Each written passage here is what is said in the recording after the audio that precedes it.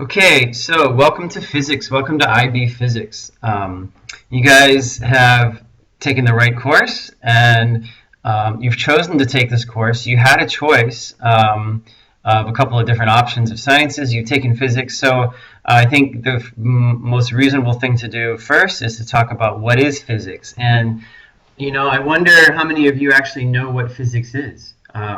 Most people don't. So I'm just going to talk a little bit about what I think physics is, and maybe try to justify why it is the best science. So obviously I'm biased. But anyway, it's pretty simple. I've been talking in class about how physics is the simplest science in terms of all you have to do is really understand some basic fundamental concepts and be able to apply them. The goal of physics is equally simple, and really the goal is simply trying to understand how the universe behaves. Now that's a pretty gigantic goal, but if you look at all these pictures of things I have here, if you're interested in physics, you're going to find something interesting about every single picture. If these pictures kind of don't get your sort of pulse rate going in terms of trying to figure out like why these things are what they're doing, or trying to figure out what they are, then probably you're in the wrong class, right? So you could also say that physics is really the study of everything. And because it's the study of everything, it's a pretty weighty science. It's a pretty weighty discipline. And, you're going to hear different things from your biochemistry teachers, so forth. For me, I really think that physics is the fundamental science that sort of underpins every other science. It doesn't mean that chemistry and biology are not as valid as physics. They're completely as valid, no doubt about it. They're great sciences. But I do think that the laws of physics sort of underpin the fundamentals of those sciences. I think if you understand physics, you really got a good base to work from in terms of really understanding all the other sciences. Okay. Here's a very famous definition of physics. There's lots of definitions. I love this one. Take a second to pause the video and read it. I love this term, tortured assembly. It's excellent. Of contrary qualities. We are going to make a lot of links between physics and theory of knowledge in this class. And some of the questions, some examples of open-ended knowledge questions, go ahead and read these. You can pause and read these and think about them. Great questions, right? This issue of pseudoscience. An example of pseudoscience would be, for example, astrology. And a lot of people in the public, they think that, for example, astrology and astronomy are the same thing. They don't understand that there's a difference, and there's quite a big difference. Astronomy is a science, astrology is a pseudoscience, and we'll talk about such differences over the course of the next 2 years in physics and TOK. This idea of a relationship between one's expectations and their perceptions, that's a real underpinning idea in TOK. Big problem, can be a big problem in science, because scientists are people too. And when they're doing experiments, they need to set aside their expectations and actually use their scientific perception, which is hard for a lot of people to do. How do we progress scientific knowledge? The roles of imagination and intuition. I would argue easily that imagination is much more important than mathematical ability. Way more important. What are the similarities and differences in methods between natural and human sciences? And I would say that this idea of methods also depend very heavily on your expectations and your perceptions. So really great opportunity for us to make links to our TOK class. Okay? All right, here's a somewhat confusing diagram that's in the IB literature. I think this is in your physics guide. All right, and it just kind of shows about how science works. All right, I'm just going to highlight a few things here. Number one, we have to be able to ask questions. If you don't ask questions about the universe and about how the way things are, you really have no business studying science. So it actually is a pretty bold step to ask questions. A lot of people don't like to ask questions.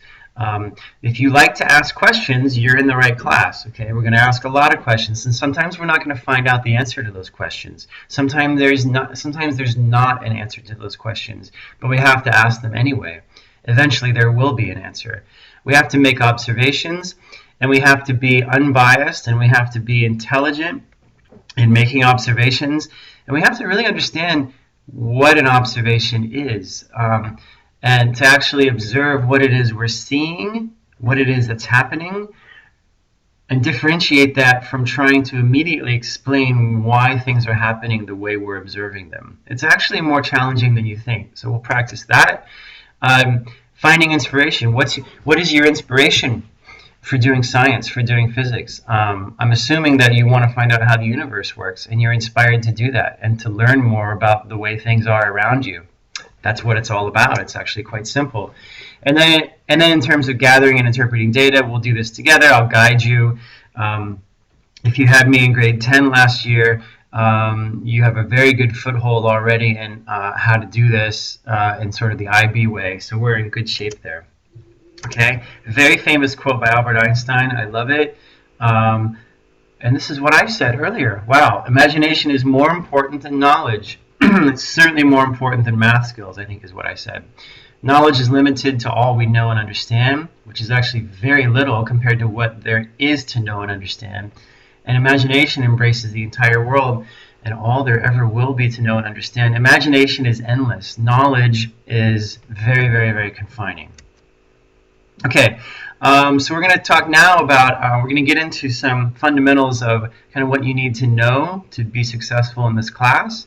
We're going to talk about orders of magnitude, powers of 10, and prefixes first. It's a little bit of a dry topic, but we got to get through it and make sure that everybody has a sort of a common base to work from here and no one's going to get left behind. Now, physics, being the study of everything, allows us to answer or at least ponder really tough questions, like some of the toughest questions you could possibly think of. One of them, which seems ridiculous, and it is ridiculous because there's no answer to this, is how many molecules are there in the sun? You can never ever find out the answer to this for many reasons, but you can think about it and you can use some physics and math and come up with a rough estimate of this number, okay? Is there any more basic question than this one? What are the origins of the universe? You figure that out, you've won a Nobel Prize, you're set for life, okay? How are we going to do these things? Well, there are three basic things we need to do. Number one, we have to use units, okay? We have to have a way of describing things and quantifying them, and we have to all agree on what to use. If we don't agree as scientists around the world on what units to use, it could have catastrophic results. Number two, we make simplifying assumptions. And I've talked about this before. Every unit we ever do in this class, every unit we did in the last class, every problem we solve, we're making simplifying assumptions. Some of the most common ones are ignoring friction. We almost always ignore friction. When we study thermal physics and thermodynamics, we generally ignore energy loss to the surroundings, heat loss to the surroundings. That's inescapable. It happens all the time, but we ignore it in order to make the simplifying assumptions to answer the question the way we need to. And third, most important, probably, is we have to be afraid not to be afraid to guess and be wrong. Most of the time, we're going to be wrong the first time we guess. But it's far worse to not guess than to guess and be wrong. The only way you can be right is if you go through iterations of being wrong, and that's reality. So if you're afraid of being wrong, you need to chuck that mentality out the window immediately, okay? So for example, to answer this question, how many molecules are there in the sun, what are some things we would need? Well, we would need to assume that the sun is a perfect sphere. We would also need to assume that there is a definite surface to the sun. We would need to assume that the sun is of equal density of certain elements and molecules, and then we'd make some general assumptions in terms of, the volume of molecules, so forth. So you can see there's a lot of approximation going on, but if we're careful about it, we can get a pretty good idea how many molecules there are in the sun. And we'll actually do this in class, and the number is not surprisingly pretty big, okay? All right, speaking of big numbers, Physics deals with really big numbers and really small numbers. The biggest and smallest numbers you could possibly imagine in the universe are in this science that you're taking, okay? So we have to have ways of expressing these big and small numbers easily instead of writing out 100 million digits or more than that, okay? And to do that, we use what's called scientific notation or powers of 10, same thing, okay? So here are some examples of some really big numbers and really small numbers, okay? There's your decimal. The decimal is in this number is right there, although we generally don't put the decimal if it's a whole number or an integer. Okay, so we have 38 million newtons, for example, the first one. Okay, there's actually an infinite number of ways to express this number in scientific notation, and I'm going to give you 3 of them right now. Most of you would probably say this is 3.8 times 10 to the 7 newtons. Okay. I would not say that, actually. I would probably put 38 times 10 to the 6. Okay, that's what I would naturally probably write on the board if I were converting this. And that could be a problem for some of you guys, because in your math class you guys learn that there should be 1 decimal place before the power of 10. In this class, I don't care. In the IB, you see things written all the time, for example, like 380 times 10 to the 5th. It's very common. So don't get hung up about that. So you can see that there's literally an infinite number of ways you can write this, right? I could write 3,800 times 10 to the 4th, and so on, right? Okay, so here are some small numbers. Go ahead and pause the video and see if you can write these remaining 4 in terms of powers of 10. Okay, so I got these for the green one, the blue one, meters per second, seconds. This is a coulomb. This is the unit of electric charge. Okay, 2,112 amps. 2.112 times 10 to the 3rd. Okay, I just want to point out you could write it like this. It's a little bit ridiculous, right? Because 10 to the 0th is 1. You wouldn't normally write it like that. Okay, but you could. There's nothing wrong with that, other than it's a little bit odd. Okay, so again, don't worry about having only 1 decimal place in your answer. Just be reasonable and not ridiculous. And an example of ridiculous would be let's see, doing something like, you know, 0.000432, right? And then combining that with the power of 10. That would be ridiculous because you haven't gained anything in writing it in scientific notation. The idea is to simplify things and write less and be more concise, okay? All physical measurements are really multiples of physical units, which I'll talk about in the next slide. If you have 38 million newtons, you have 38 million times 1 newton. That's a way to think about that, okay? The measurement is the product of a number and a unit. It's 38 million times a newton, okay? You need to include both the number and the unit when stating the result of a measurement. If you leave either of them out, then the statement is meaningless, okay? Would you ever leave this answer as 38 million? Yes, of course you would if you forgot the unit. That would be totally meaningless, all right? Would you ever write this answer as simply the letter N without a number? That would be, probably most of you wouldn't do that. That would be equally meaningless. The number 38 million is as meaningless as the letter N, right? But you put them together and it means something intelligent and descriptive, okay? A couple of examples. The summit of K2, it's a really high mountain. It's 8,611 meters. It means that it's 8,611 times higher than the standard unit for length, which is a vertical meter. Okay, the mass of a backpack, 25 kilograms, is a pretty average mass of a backpack if you're going on a multi-day trip.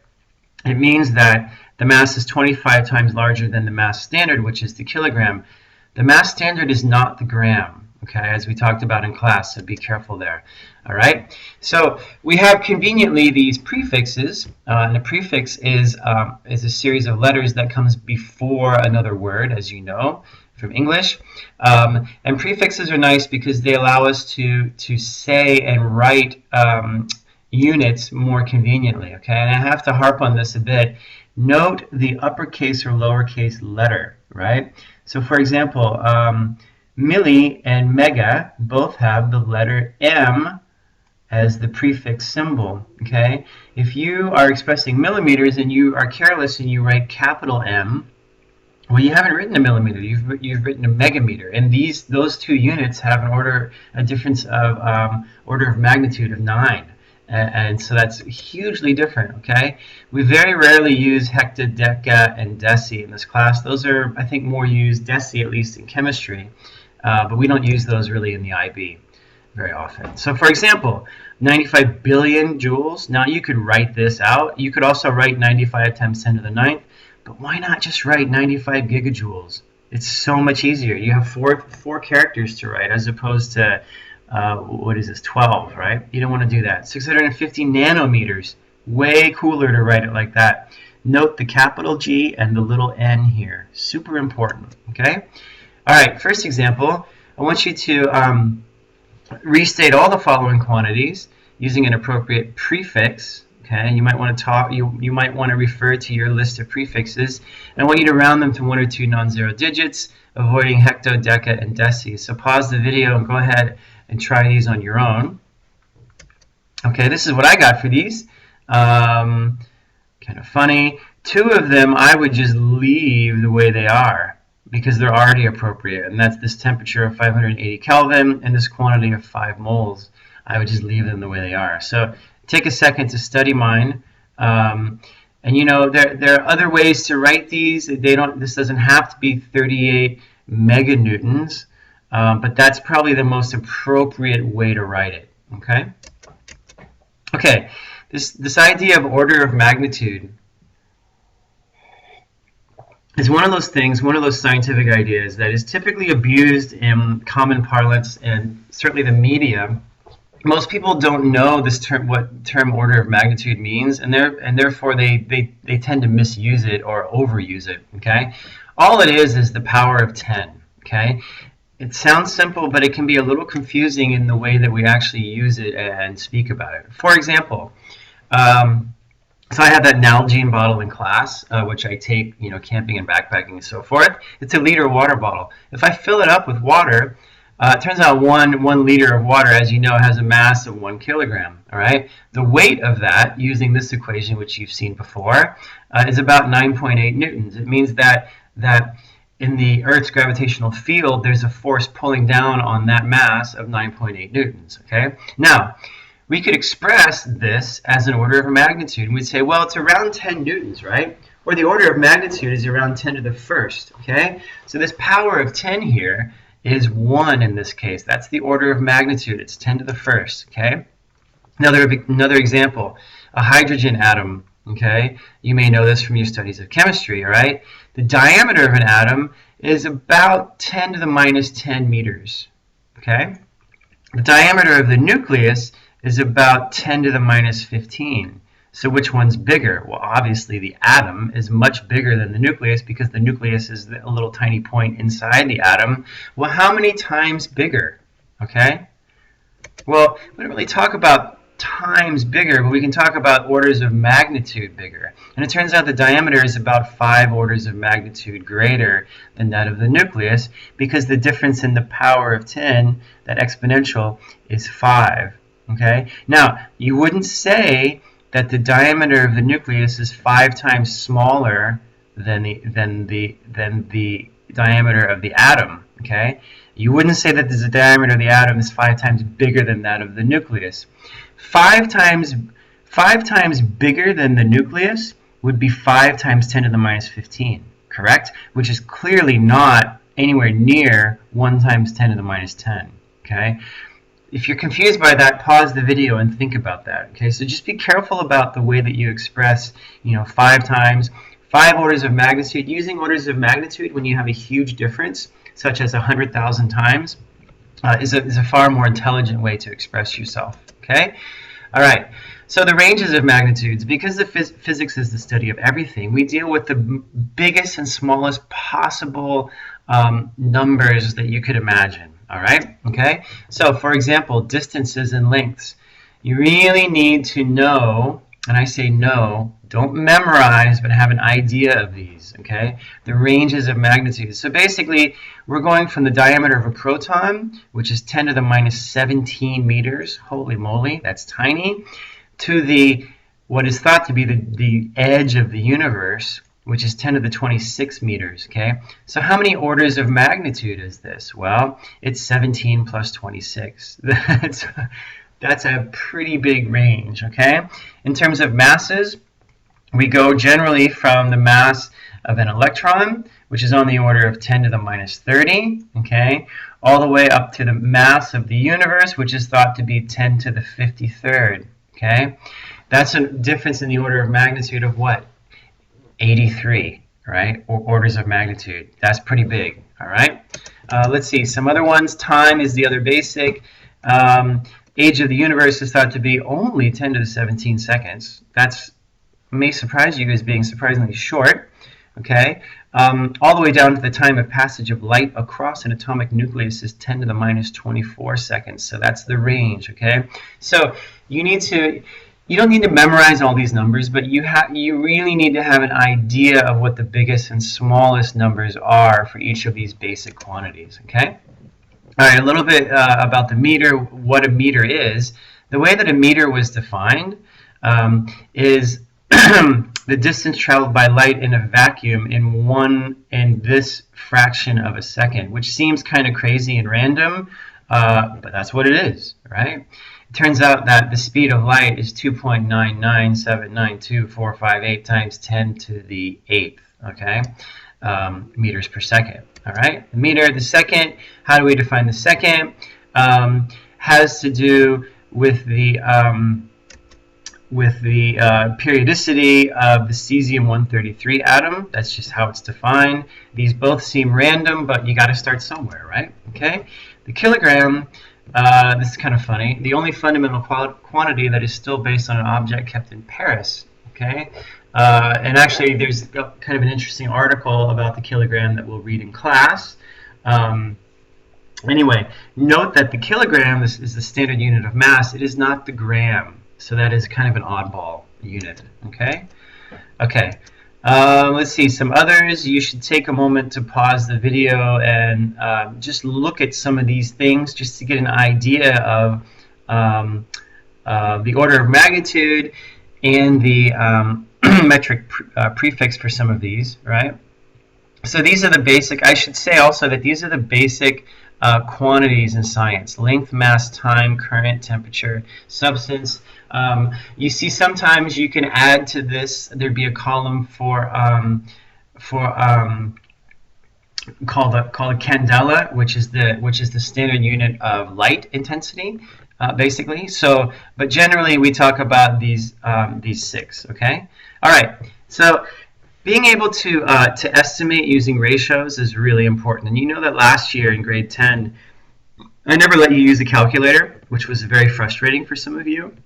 It's because I wanted you guys to estimate and to use your brains instead of your calculator. All right, to do your thinking. All right. So we're going to do that a lot in this class again.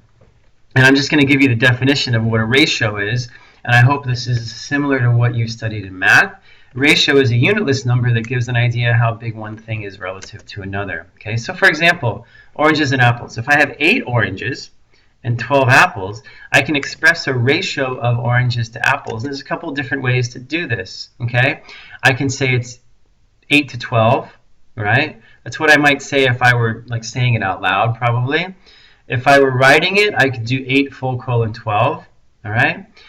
In your math class, you might do 8 divided by 12, or 8 twelfths, which is also 2/3, or 0.67. All of these are valid ways to state the ratio of oranges to apples. Now, this is not the same as the ratio of apples to oranges. That's very different. That then becomes a fraction greater than 1 because I have more apples than oranges. So these are ways that I can write apples to oranges, okay? In order to estimate things, what we do is we round numbers up to the nearest order of magnitude or the nearest whole number, and then we use basic math to come up with a final estimate. We've done this before. In fact, we did this last week in class. We measure or guess something to the nearest order of magnitude, use that in your estimation, and don't use a calculator when you're estimating. The whole point of estimating, the whole value of it, is that you don't have to use a calculator and that you get to actually think about what you're trying to estimate, okay, using ratios and estimations, all right? Okay, example 2. Pause the video, read this one. I want you to solve this problem without a calculator. Do not use a calculator. Okay, so pretty simple math problem, really. Estimating the mass of water in this beautiful alpine lake. Here you're simplifying assumptions. The lake is a circle. No lake is a perfect circle, but we make that assumption. It's 1 kilometer across with an average depth of 5 meters. Okay, and here's my solution. First, determine the volume of the lake. You treat it as if it's like a gigantic hockey puck. Okay, I got this for my volume. You know the density of water, or you should know that. Okay. And by the way, when you work with density, please use this variable rho. Do not write d. The proper unit symbol for density is a Greek letter rho. Okay, I got 15 times 10 to the 9th kilograms. Okay, so you want to work through my solution if you didn't get it, and make sure you understand what's going on here. Okay, another example. How many grains of sand are required to fill a sphere the size of the Earth? Do not use a calculator. Okay, so pause the video and work on this one. Okay, the first thing you got to do is you have to estimate the volume of the Earth. The Earth is not a perfect sphere. However, we treat it as such. Okay, turns out the volume of the Earth is approximately 1 times 10 to the 21st cubic meters. Remember, you want to use these wavy equal signs to indicate approximately equal to. Okay. A simplifying assumption, and this is up to you to decide. You don't have to use this value, but I kept it simple and said that a sand grain is about 1 millimeter on a side, and you assume it's a cube. Keep it simple, okay? You could assume it was a circle. It's a circle, or a sphere, but that makes it a little more complicated. Then the question really becomes, how many cubic millimeters are there in a sphere the size of the Earth? And I got 1 times 10 to the 30th cubic millimeters. That's a lot, okay? There you go, making a lot of simplifying assumptions. Example 4, try this one. Okay, maybe kind of gross, right? If I get my hair cut every 2 months on average, and the barber cuts off about 2 centimeters, then this is the rate at which my hair grows. Every second, 4 times 10 to the minus 9 meters. Okay, and the last example here. How many revolutions does the wheel of a car make before the car is discarded? Don't use a calculator. All right? It's up to you to decide what your simplifying assumptions are. I'm saying that a car runs about 250,000 kilometers during its lifetime. Okay? You need to assume that the wheel is a perfect circle. Okay? And I got 1.5 times 10 to the 8 revolutions. So an order of magnitude of 10 to the 8th.